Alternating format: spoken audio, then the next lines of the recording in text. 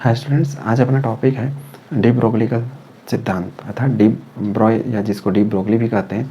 उसने जो इलेक्ट्रॉन जैसे छोटे पार्टिकल थे उसके लिए अपना क्या कॉन्सेप्ट दिया था। जो डी ब्रोगली का कॉन्सेप्ट था, इस कॉन्सेप्ट के आने के बाद ही जो बोर का मॉडल था वो गलत साबित हो गया था। देखिए क्या होता है इसमें। द्रव्य की द्वैत प्रकृति, द्रव्य की द्वैत प्रकृति का अर्थ होता है डुअल नेचर ऑफ मैटर, मतलब जो पदार्थ होते हैं दो प्रकृति के होते हैं। अर्थात जो कोई भी कण होते हैं दुनिया के, चाहे छोटे हो या बड़े, उसमें एक तो तरंग का गुण होता है, दूसरा होता है पार्टिकल नेचर, अर्थात उसका वजन भी होगा और उसका एक वेवलेंथ भी होगा। ठीक है, तो उसी को आधार बनाकर डी ब्रोगली या जिसको डी ब्रॉय कहते हैं, उसने अपना एक सिद्धांत दिया था जिसको बोलते हैं डी ब्रोगली का सिद्धांत या डी ब्रॉय का कल्पना या परिकल्पना। अब इसने किसको आधार माना, इस चीज़ को कि जिस प्रकार जो विद्युत चुम्बकीय विकिरण रहता है, जो लाइट है उसमें तरंग अर्थात पार्टिकल, अच्छा, जिस प्रकार विद्युत चुम्बकीय विकिरण है और जो प्रकाश है उसमें पार्टिकल, कण और तरंग दोनों के गुण होते हैं, उसी प्रकार इलेक्ट्रॉन या प्रोटॉन या फिर इसी के जैसा जैसे अल्फा कण हो गया, ये एक छोटे कण माने जाते हैं। तो उसमें चूंकि कण का गुण होता है, तो इस प्रकार चूंकि कण के गुण है उसमें, तो उसमें तरंग के गुण भी होने चाहिए। इसको इसने आधार माना। कहने का अर्थ है कि यदि हम विद्युत चुम्बकीय विकिरण और प्रकाश में को कण और तरंग दोनों गुण वाला मान रहे हैं, मतलब पार्टिकल और वेव नेचर दोनों का मान रहे हैं, तो उसी प्रकार इलेक्ट्रॉन और प्रोटॉन एक छोटे कण होते हैं, तो उसमें कण का गुण है, तो अर्थात पार्टिकल का गुण है या पार्टिकल का नेचर है, तो उसमें वेव नेचर अर्थात तरंग का भी गुण होना चाहिए। अब इसको इसने कैसे प्रूव किया वो देखिए। अब इसने जिस अपना जो कॉन्सेप्ट दिया, इसको प्रूव करने के बाद जो इलेक्ट्रॉन का हम पढ़ते थे बोर में कि एक ऑर्बिट में घूमता रहेगा, वो गड़बड़ हो गया अर्थात वो गलत हो गया। अब इलेक्ट्रॉन दूसरे तरीके से राउंड मारेगा। ठीक है, तो इसको समझते हैं। कण की प्रकृति के लिए इसने क्या किया कि E इक्वल टू जो आइंस्टीन का इक्वेशन था उसका प्रयोग कर लिया, E इक्वल टू mc²। ये आइंस्टीन का इक्वेशन है, आइंस्टीन समीकरण। E equal to mc²। E मतलब ऊर्जा है और m क्या है, ये द्रव्यमान है और c क्या है, ये प्रकाश का वेग है। ये लाइट वाले थ्योरी से आया था आइंस्टीन के। तरंग के लिए इसने क्या किया, जो प्लांक का क्वांटम थ्योरी था वहाँ से उपयोग किया इसने, E इक्वल टू h²। और ये दोनों समीकरण थे, इन दोनों समीकरण के लिए इन वैज्ञानिकों को नोबेल प्राइज़ मिला था। मतलब आइंस्टीन को इस समीकरण के लिए मिला था और इस समीकरण के लिए जो क्या थे, प्लांक थे, उनको मिला था। ये समीकरण कहाँ का है, प्लांक का समीकरण, प्लांक समीकरण। अब देखिए दोनों, ये भी ऊर्जा के लिए है, ये भी ऊर्जा के लिए। कण प्रकृति के लिए को प्रूव करने के लिए उसने ये समीकरण का उपयोग किया और तरंग प्रकृति के लिए उसने ये प्लांक का जो समीकरण था क्वांटम थ्योरी वाला उसका उपयोग किया। इसको फोटॉन बोलते थे। एच यहाँ प्लांक का नियतांक है और न्यू क्या है, फ्रीक्वेंसी है या आवृत्ति। अब चूंकि इसको हम नाम दे देते हैं पहला समीकरण, इसको नाम दे देते हैं दूसरा समीकरण। दोनों में एनर्जी बराबर है, इसलिए पहला व दूसरा समीकरण से बराबर है तो बराबर कर देंगे। mc² इक्वल टू क्या हो जाएगा, h²। ठीक, अब न्यू को हमने पढ़ रखा है c/λ, ये न्यू का मान होता है। ठीक है, पहले हमने पढ़ा हुआ है new equal to c/λ। New मतलब क्या है, आवृत्ति या फ्रीक्वेंसी। अब ये हो गया mc²।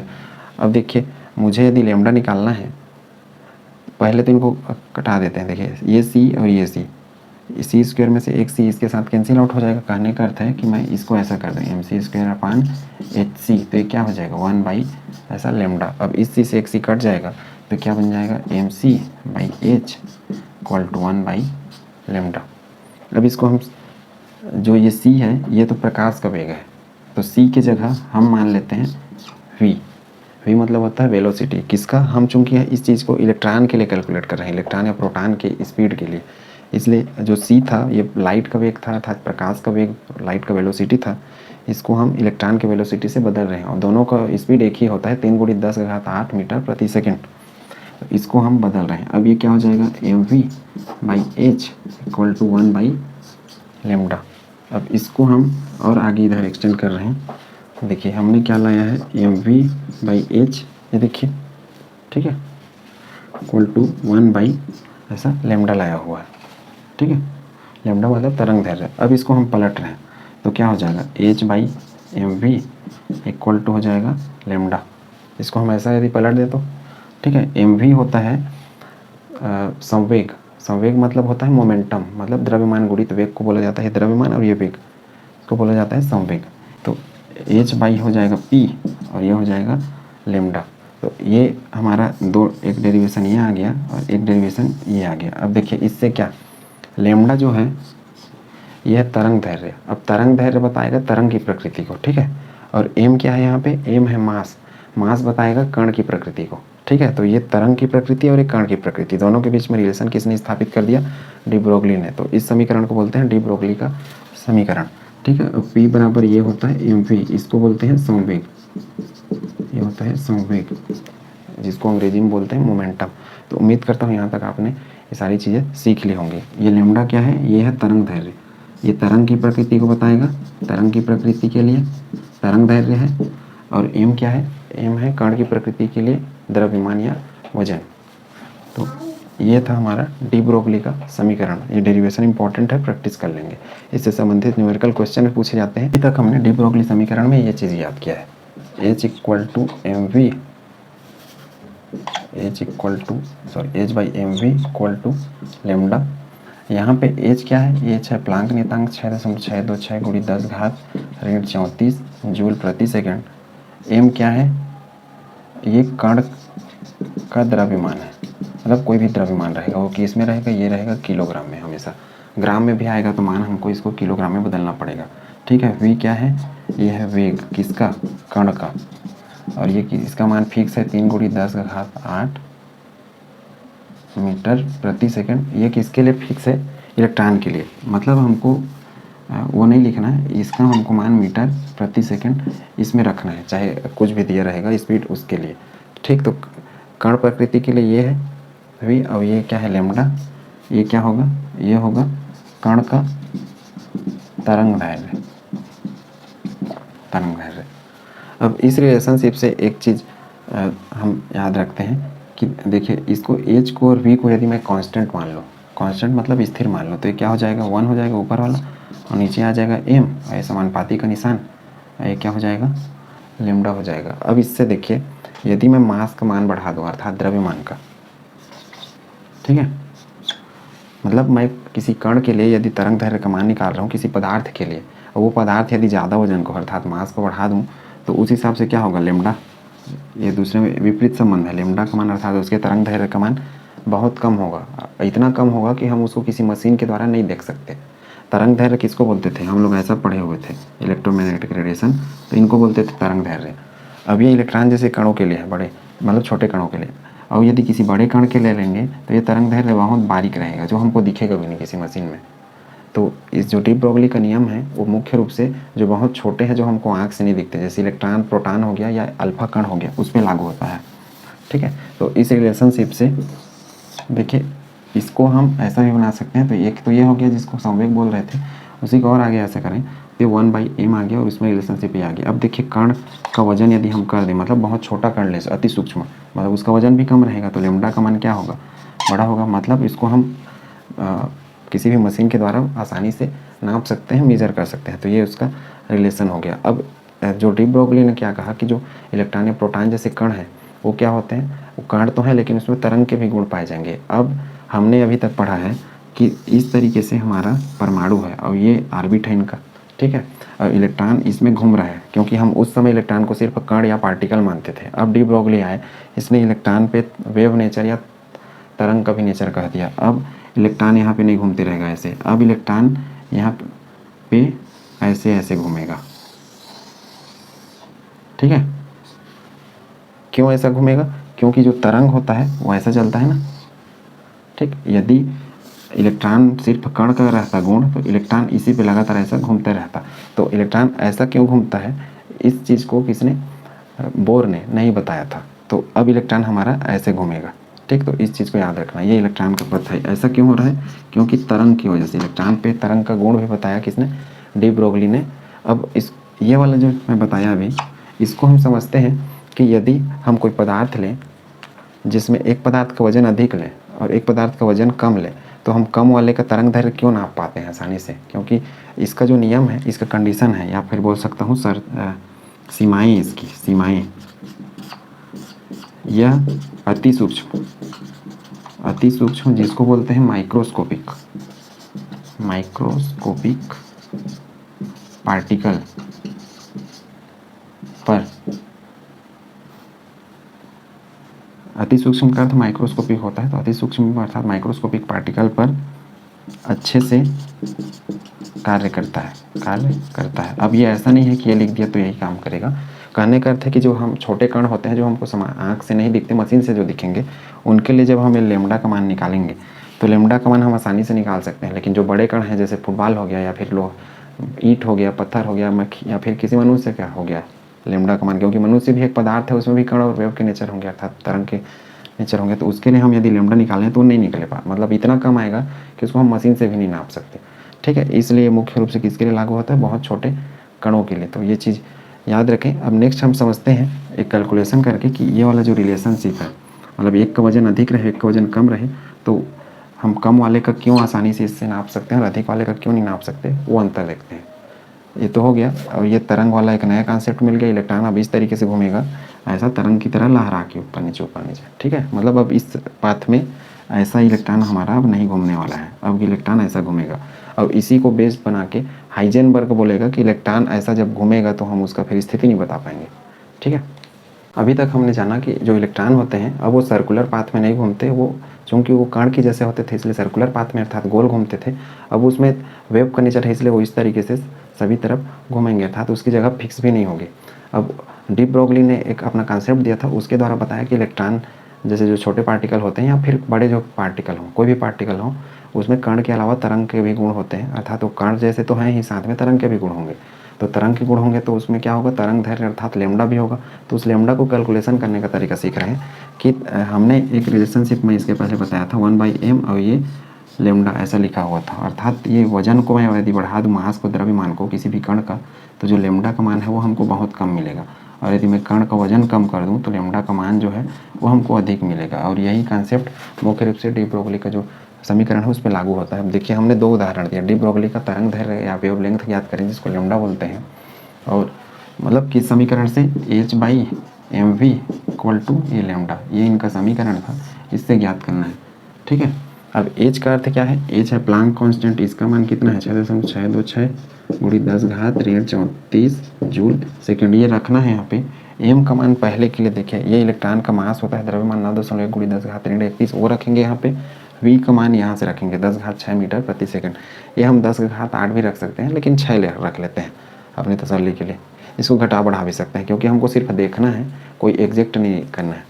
यदि हम ये मान यहाँ पे रखें और m और v का मान, m का मान 9.1 गुणी 10⁻31 और v का मान उस समीकरण में रखें डी ब्रोगली, जिसको डी ब्रॉय भी कहते हैं, तो हमको यहाँ पे जो उस समीकरण से लैम्ब्डा का मान इतना मिलता है 725 नैनोमीटर। और 1 नैनोमीटर का अर्थ क्या होता है? 725 गुणी 10⁻9 मीटर, ये हम पढ़ चुके हैं पहले भी। अब यदि हम यहीं पे, ये तो इलेक्ट्रॉन जैसे छोटे कण के लिए था जिसका वजन नहीं के बराबर होता है अर्थात जिसका m का मान, मास का मान बहुत कम होता है, और इसलिए लैम्ब्डा का मान इतना आया 725। अब देखिए मैं यहीं पे टेनिस बॉल लेता हूँ जिससे क्रिकेट खेलते हैं, अब वो लगभग 100 ग्राम वजन है और 100 ग्राम को हम किलोग्राम में बदलें तो वो बदलता है 0.1 किलोग्राम। ठीक है, इतना बड़ा रहता है, वो लगभग 100 ग्राम के करीब रहता है। और उसका स्पीड है, मतलब फेंकते हैं यदि बॉल को तो 20 मीटर प्रति सेकंड की स्पीड से भागता है लगभग।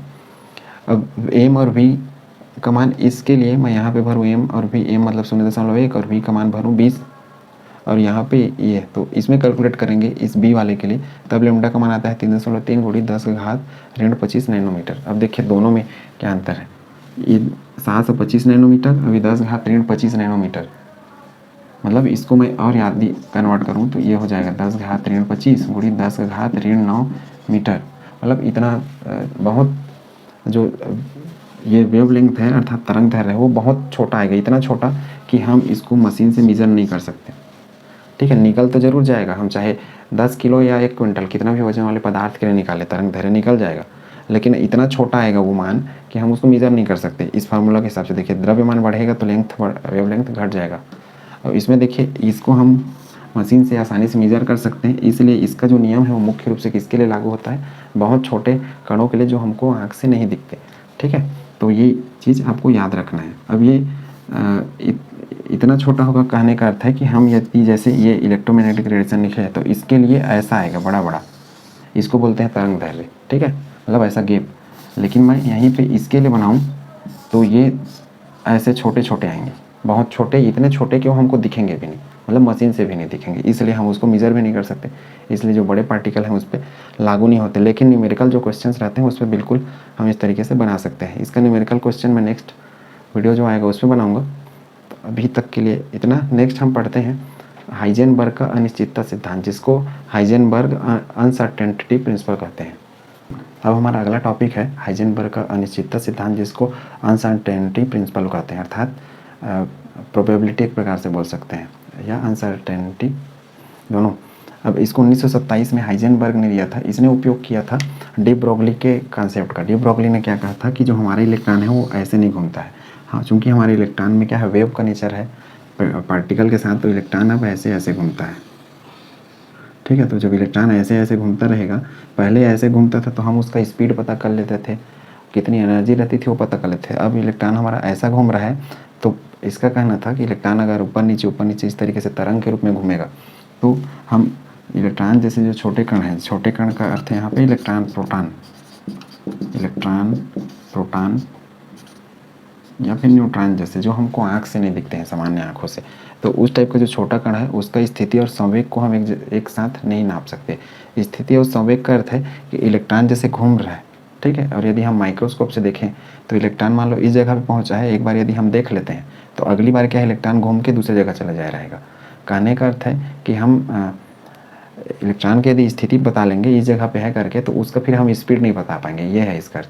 ठीक है, जैसे इसको आप उदाहरण समझ सकते हैं, जैसे कोई आदमी मान लो बाइक पे जा रहा है स्पीड से, तो बाइक पे जा रहा है और यदि कोई इसको कैमरा के साथ फोटो को कैप्चर कर रहा है, खींच रहा है, तो फोटो खींचने के बाद क्या होगा, फोटो तो कैप्चर कर लेगा लेकिन उसका स्पीड क्या है वो पता नहीं चलेगा। तो इसी टाइप का जो इलेक्ट्रॉन है उसका स्पीड पता चलेगा तो वो कहाँ पे है वो नहीं पता चल पाएगा, और यदि वो कहाँ पे है वो पता चलेगा तो उसका स्पीड नहीं पता चल पाएगा। जैसे बाइक में ड्राइविंग करते हैं तो बाइक की स्पीड से जब चलते रहता है, फोटो खींचने पे, फोटो मतलब अभी वो अर्थात उसकी स्थिति पता चल गई, लेकिन हमको स्पीड नहीं पता चलेगा, और यदि हमको स्पीड पता करना है तो फिर फोटो नहीं खींच पाएंगे। ठीक है, क्योंकि एक ही आदमी को काम करना है।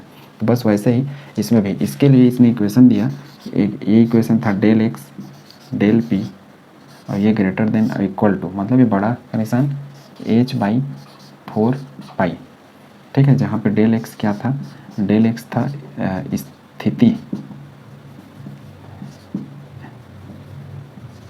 स्थिति में अनिश्चितता, जिसको अनसर्टेनिटी बोलते हैं।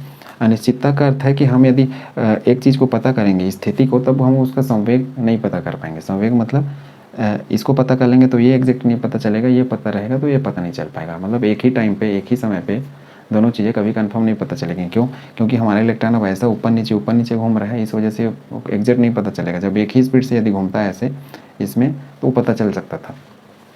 स्थिति में डेल एक्स अनिश्चितता है, और ये डेल पी है। डेल का निशान यहाँ परिवर्तन को दिखाता है ना, याद रखना।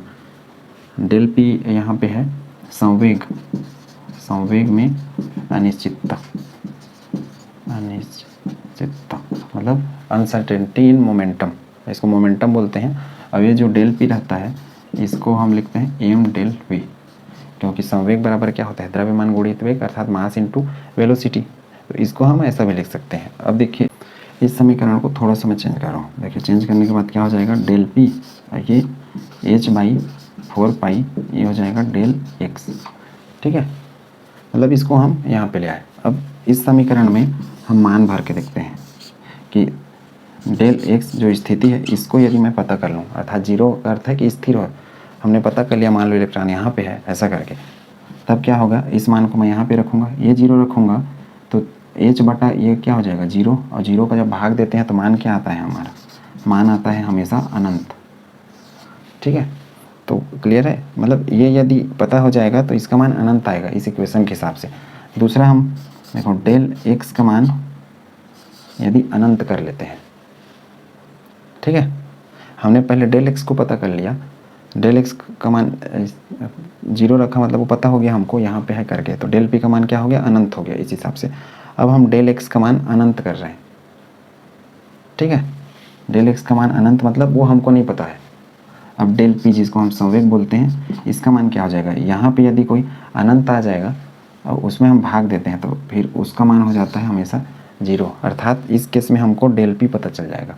तो उम्मीद करता हूँ ये रिलेशनशिप आपने समझ लिया होगा कि एक टाइम पे हम सिर्फ एक ही चीज़ पता कर पाएंगे, या तो हम उसका संवेग पता कर पाएंगे या फिर हम उसका स्थिति मतलब पोजीशन, या फिर संवेग मतलब मोमेंटम। अब इसको और आगे देखते हैं कि ये जो हमारा समीकरण है, अर्थात जो हाइजेनबर्ग का समीकरण है, इक्वेशन है, इसको और आगे थोड़ा एक्सटेंड करें तो वास्तव में हमको संवेग के फॉर्म में किस चीज़ को बदलना पड़ता है।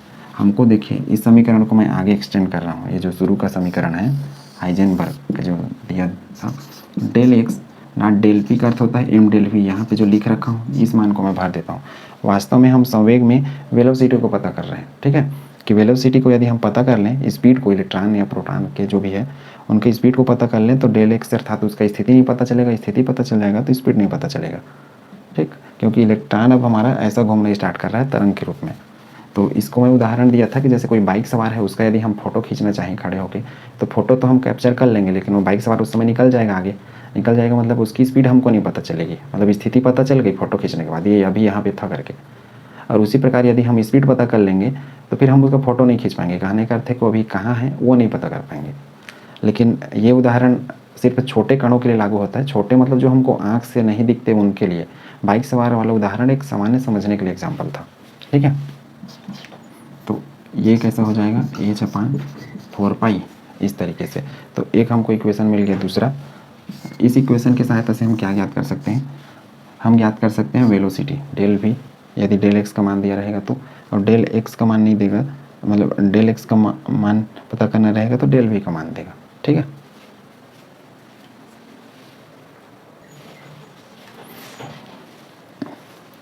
तो उम्मीद करता हूँ जो हाइजेनबर्ग का निश्चितता सिद्धांत है और डी ब्रोगली का सिद्धांत है आपको समझ में आ गया होगा। हाइजेनबर्ग ने डी ब्रोगली को अपना आधार बना के ये सब चीज़ बताया हुआ था। तो अभी तक हमने 3 मॉडल पढ़ा हुआ है, थॉमसन का मॉडल, बोर का मॉडल और रदरफोर्ड का मॉडल। बोर का मॉडल लास्ट पढ़ा अभी। तो ये हाइजेनबर्ग से संबंधित जो भी न्यूमेरिकल क्वेश्चन है अर्थात आंकिक, और इसके पहले जो हाइड्रोजन स्पेक्ट्रम से संबंधित जो न्यूमेरिकल क्वेश्चन थे और डी ब्रोगली से संबंधित, वो मैं उसके लिए एक नेक्स्ट वीडियो बनाऊंगा, उसमें आप उसको प्रैक्टिस कर सकते हैं। फिलहाल अभी के लिए आप ये जो फार्मूला है इनको याद रखें। इसमें क्वेश्चन डायरेक्ट पूछता है। कैसे डायरेक्ट पूछता है, ये पोजीशन दे देगा तो आपको डेल पी का मान पूछ देगा, और हमको जब आंकिक बनाना रहेगा मतलब न्यूमेरिकल क्वेश्चन, तो क्या करेंगे हम, ये जो बड़े का निशान है इसके जगह हम सिर्फ ये बराबर का निशान लगेंगे और इसको एच बाई 4 पाई रखेंगे, ठीक है। तो ये याद रखना।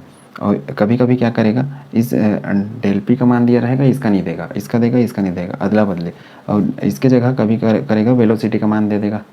तो वेलोसिटी मतलब ये एम डेल वी, ये वाला फार्मूला याद करना पड़ेगा। कहने का अर्थ ये फार्मूला और ये फार्मूला दोनों याद रखना है। और इनकी स्थिति अनिश्चितता अर्थात अनिश्चितता का अर्थ यहाँ वास्तव में एरर से है। एरर मतलब हम दोनों को यदि पता करना चाहें तो एक सही मान निकलेगा और एक गलत मान निकलेगा, उसमें कुछ ना कुछ गलती हो जाएगी, ये होता है इसका अर्थ, ठीक है। तो उम्मीद करता हूँ ये सारी चीज़ें कंसेप्ट आपको समझ में आ गया होगा। आज के लिए बस इतना ही। नेक्स्ट हम पढ़ेंगे क्वांटम थ्योरी। क्वांटम थ्योरी मतलब जो हमारा लास्ट थ्योरी है, जो इस यूनिट का लास्ट ही थ्योरी है, जिसमें हम परमाणु के ऑर्बिटल के बारे में पढ़ेंगे और वहीं पे क्वांटम नंबर्स भी हम पढ़ना स्टार्ट करेंगे, ठीक है। आज के लिए बस इतना ही। Thank you.